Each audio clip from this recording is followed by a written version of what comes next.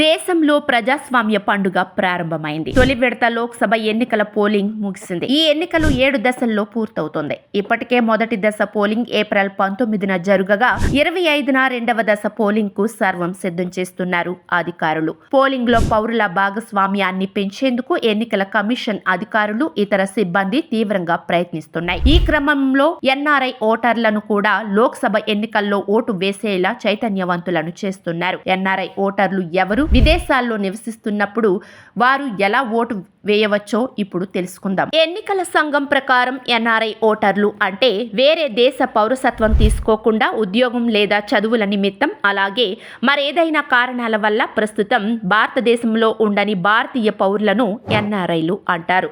అయితే వారి పేరు, అడ్రస్ తమ నియోజకవర్గంలోని ఓటరు జాబితాలో ఉంటుంది. అలాంటి వ్యక్తులు మన దేశంలో నిర్వహించే అన్ని రకాల ఎన్నికల్లో ఓటు వేయడానికి అర్హులు. భారతీయుడు కాని వ్యక్తి కూడా ఓటు వేయొచ్చా? భారతీయుడు కాని వారు ఎన్నికల్లో ఓటు వేయలేరు. అలాంటి వారు ఓటరు జాబితాలో తమ పేరును నమోదు చేసుకోవడానికి అర్హులు కాదు. వేరే దేశ పౌరసత్వం పొందడానికి భారత పౌరసత్వాన్ని వదులుకున్న వారిని కూడా భారత ఎన్నికల సంఘం ఈ దేశ ఓటర్గా జాబితాలో చేర్చదు. విదేశాల్లో నివసిస్తున్న ఇండియన్స్ ఎన్నికల్లో ఎలా పాల్గొనవచ్చు? ఎన్ఆర్ఐ ఓటర్లు తమ పేరును ఓటరు జాబితాలో నమోదు చేసుకోవడానికి ఫారం 6A నింపాల్సి ఉంటుంది. ఈ ఫామ్ను ఎన్నికల సంఘం వెబ్సైట్ నుండి డౌన్లోడ్ చేసుకోవచ్చు, లేదా భారత రాయబార కార్యాలయాల నుండి కూడా ఉచితంగా పొందవచ్చు. ఫామ్ నింపిన తర్వాత దానిని సంబంధిత ఎలక్టోరల్ రిజిస్ట్రేషన్ అధికారికి పోస్ట్ ద్వారా పంపాలి. ఫామ్ 6Aతో పాటు passport size photograph, passport photocopy వంటి పత్రాలను కూడా పంపాలి. ఓటరు జాబితాలో పేరు కనిపించిన తర్వాత ఎన్ఆర్ఐ ఓటు హక్కు పొందుతారు.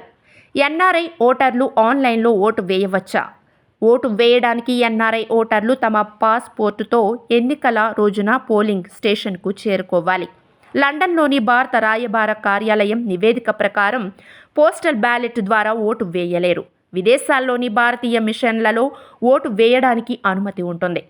ఆన్లైన్ ఓటింగ్ కోసం ఇంకా ఎలాంటి నిబంధన తీసుకురాలేదు. అలాగే భారతదేశంలో ఎన్ఆర్ఐ ఓటు వేయాలంటే అతను ఇండియాకు తిరిగి వచ్చినట్లు సంబంధిత ఎలక్టోరల్ రిజిస్ట్రేషన్ అధికారికి తెలియజేయాలి. అప్పుడు ఆ వ్యక్తిని సాధారణ ఓటర్గా ఓటర్ల జాబితాలో నమోదు చేస్తారు. అప్పుడు ప్రత్యక్షంగా పోలింగ్ బూత్లోకి వెళ్లి ఓటు హక్కును తన సొంత నియోజకవర్గంలోనే వినియోగించుకోవచ్చు.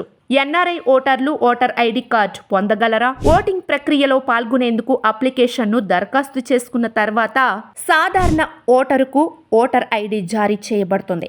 ఓటర్ ఐడిని ఎలక్టోరల్ ఫోటో ఐడెంటిటీ కార్డ్ అని కూడా అంటారు.